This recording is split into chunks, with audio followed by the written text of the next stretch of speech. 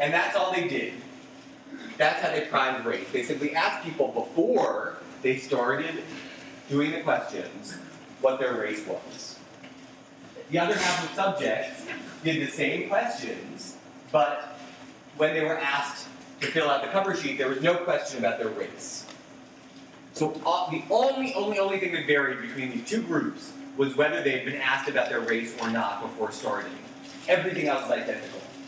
It's such a small, minor manipulation. People might not even be aware that they had completed it later.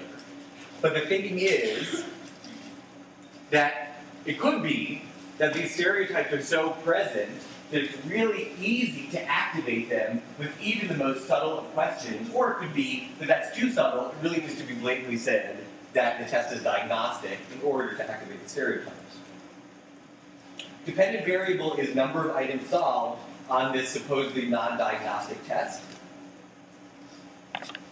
And what they found was, similar to the first study that I showed you on Monday, basically no difference between the Caucasian and African American subjects when they were not asked to identify their race before starting the test. However, simply asking to check a box indicating your racial background led to differences in performance, such that the African American subjects who were asked to report on their racial background performed less well than did the Caucasian subjects. So we know from the no race prime condition that abilities are equal. But just having this very small, subtle question, what's your racial background, seems to have been enough to activate the stereotypes, start this whole process in motion, and lead to self-fulfilling prophecy effects. Now, there are a couple of things I think that are really important about this last study. One is that, yes, it shows just how small a thing can activate stereotypes. How just any small reminder that race could be relevant is enough, or could be enough, to lead to this whole process in motion. Even if you're told that the test is not diagnostic, it seems that just being asked to identify a race is sort of an indicator to people that race might be relevant here. That's how people read that question, that race could be relevant here. Why would they be asking me this if it was not the case that race was relevant? And thinking that race is relevant seems to be enough to activate the stereotypes and lead to the self-fulfilling prophecy effects of stereotype range. The other issue I think that it raises, the sort of tricky public policy issue, is presumably if you work for ETS or other lovely organizations like that we all adore, that do standardized testing, at least explicitly their goal is to provide a test of your true abilities. Standardized testing, the reason to standardize it is to make it as free as possible of non-ability influences. So your score should just reflect your abilities. That's how we can compare people based on their abilities.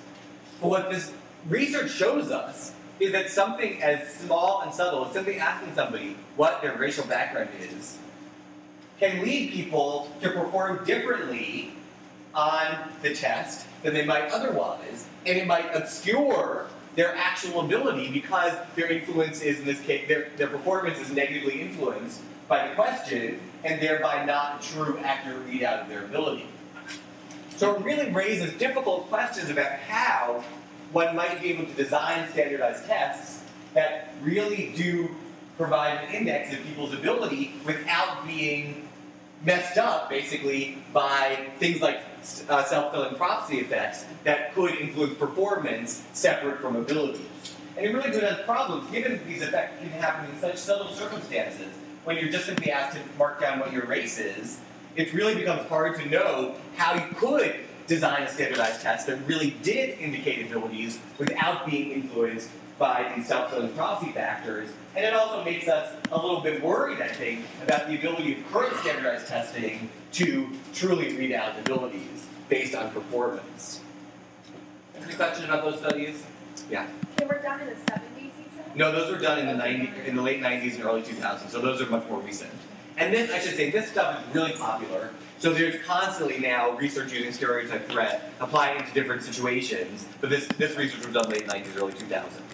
Now I should mention, we're going to talk in a moment about a study that looked at stereotypes about female abilities in terms of math and science. Sort of the first wave of stereotype research was this stuff looking at stereotypes about racial differences in intelligence. The next wave of research in the stereotype threat literature looked at stereotypes about male-female differences in math and science, and specifically about stereotypes that females are less good at math and science.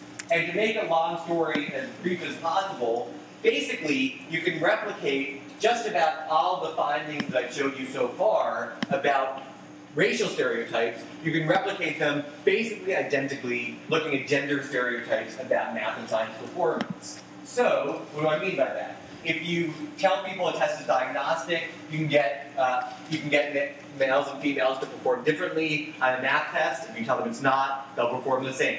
If you ask males and females to mark off whether they are male or female before taking a math test, female subjects will perform less well than males, even though on the same questions, if you do not ask people to mark if they're male or female, then there will be no difference in performance on the test between males and females.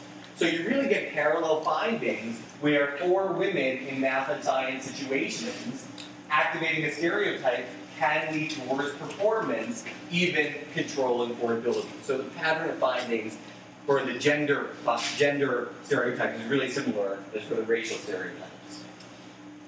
Now this leads to the question that sort of was raised a little bit indirectly on Monday. What happens when there are positive stereotypes? And the study I want to tell you about has to do with the particular case when there are competing stereotypes. So I just told you that there is research out there showing stereotype threat effects for women dealing with stereotypes about performance in math and science. One example of a positive stereotype that has been investigated in this literature has to do with positive stereotypes about performance by people of Asian descent on math and science tests. So people have been interested in the positive stereotype effects and whether it works if you have a positive stereotype, a stereotype of better performance, and then the particular situation that would be faced by Asian females where there are competing stereotypes. On the one hand, there's a positive stereotype of people of Asian descent doing better on math and science, but then on the other hand, there's a negative stereotype of women doing less well on math and science. So let me tell you about a study looking at the competing stereotypes when people, among Asian females dealing with one positive and one negative stereotype about their math and science ability. This study was done using Asian American female undergraduates at Harvard. Obviously, this is a sample that is very high in intelligence.